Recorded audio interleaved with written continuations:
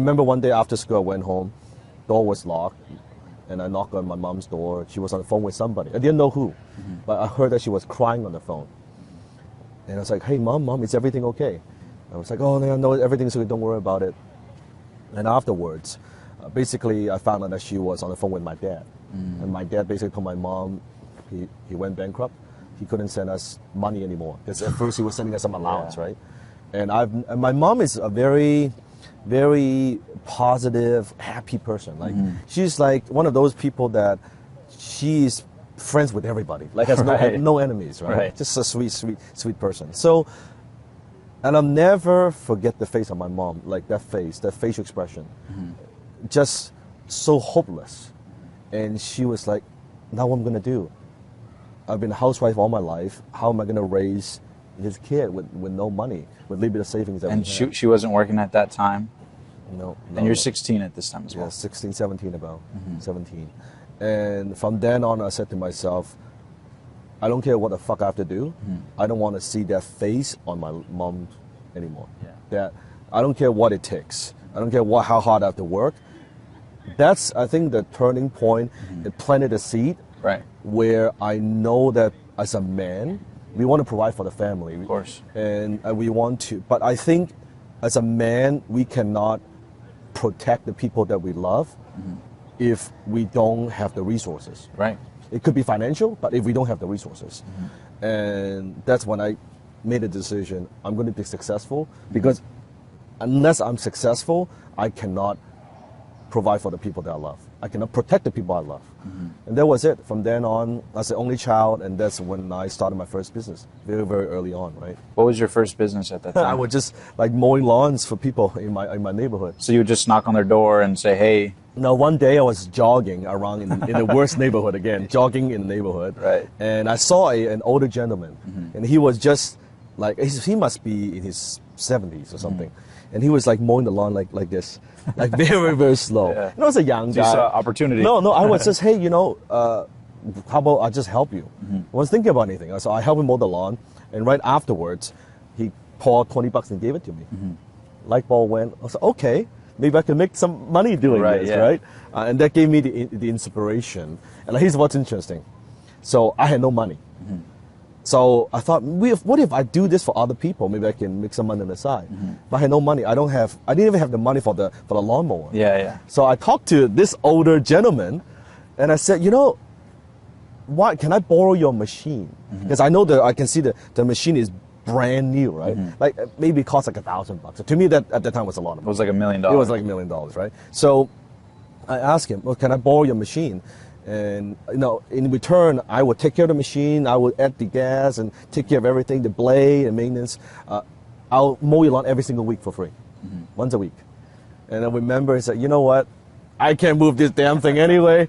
What the heck, young man? Go ahead and use it. Yeah. And that's how I got my little machine. And then first side hustle going, like working a no money down deal, right? So I was knocking on door and mowing lawns. And, we made a few $100 here and there. But that's my first taste of entrepreneurship. How much were you charging at that time? It was like $10, $20. No, he's funny. He was a funny story. So I was knocking on door, and no one, like I was knocking, hey, do you want me to mow your lawn? Oh, no, we don't need that. We don't need that shit. Yeah. At the time, my mom had a friend, my aunt. She had a printing business, right?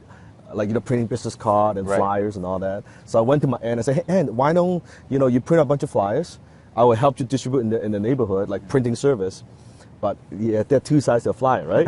Right? I said, you print 5,000 of these. Yeah. I'll run around. I'll distribute it. On the other side, can I put my stuff on it? Right? Yeah, my lawn mowing services. Yeah. It's just like, what the heck, right? Yeah. And so I've been always very entrepreneurial. Yeah, you know how to, be resourceful in the situation. Win-win, right? Yeah. Because a lot of people wouldn't have even tried that because they'll say, well, I don't have the money for a lawnmower. I don't have any of that.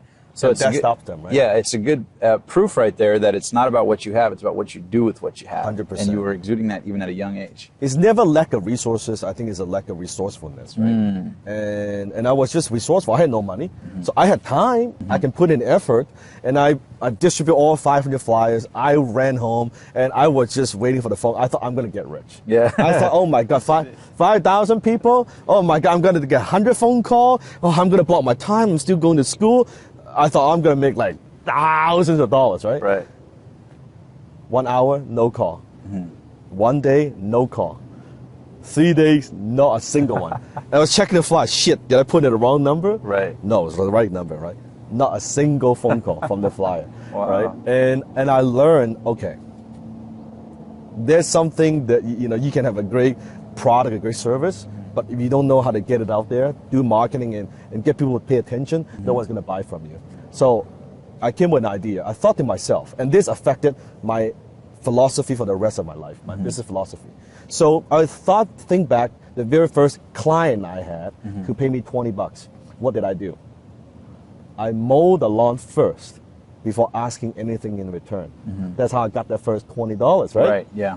I thought, let me do that again. So I ran around the neighborhood and I found probably one of the higher end expensive homes in the neighborhood. And I saw the lawn was like up to this high, like high. And I just found a day and I just mowed the entire thing. Now this is illegal. Yeah. You're not supposed to do that. I'm not an advocate of that, but I did that. So you didn't even knock on their door? You I just mowed the whole lawn, right? I did the whole thing. Right. And I finished the whole thing and I sat at the front door waiting for the homeowner to come back. Okay, it's funny, it's a housewife. She came back and she couldn't recognize her lawn because it's this lawn. Right, yeah. She drove by and then she drove back and she pulled, what the hell is going on, right? Right. And she's like, who are you? I said, I'm just a kid. I'm trying to make some money. I provide these services, a fly. Oh, this is awesome. My husband travels all the time. He's never home. I can't do this stuff.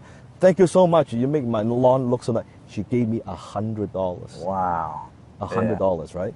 And that affected me for the rest of my life. So my business philosophy until this very day, if you say one of my motto for business, add value first before you ask anything in return. That's how I always approach. You know how most business people, they approach somebody, they want to sell them some shit, right? Or they want to, hey man, you do something for me, or like, on social media, people come to me all the time, or they feel like just because I'm successful, that I'm obligated to help them. Right, you can so easily will just give them handouts. That's not the case. They got to earn it. So my philosophy is any interaction with people, how can I add value to what you do? It's always my most favorite question is this: what is the most important project you're working on that I can add value to? Yeah, because it goes straight to the source of what matters. Yeah. I don't care who I meet, lunch, dinner, someone I don't know, someone I do, always. Hey, what are you working on? What's the most important project? Maybe I could help you. Maybe I know somebody that could help you. I very much believe in the whole concept of the relational capital, which is much more powerful than capital. Because money, you can get money from the bank, you can get money from anywhere, but relational capital, especially nowadays, I'm sure, Omar, you've experienced this. One contact, one phone call, one conversation change it all. could change it all. Just one contact. Social currency, they call it. 100%. Yeah. 100%. So, and it affected me. And then from then on, of course, we can talk about that, how I went from, making a little bit of money to where I'm today, right? So after the lawn mowing service, what's the next line of business? Because obviously that you realize, okay, this isn't going to get me to the $1 million. No. So what was the series along the way? What were some of the failures? No, but it didn't. I tried so many. I tried like vending machines. I tried like network marketing. I tried fixing computers for people. We tried delivery service.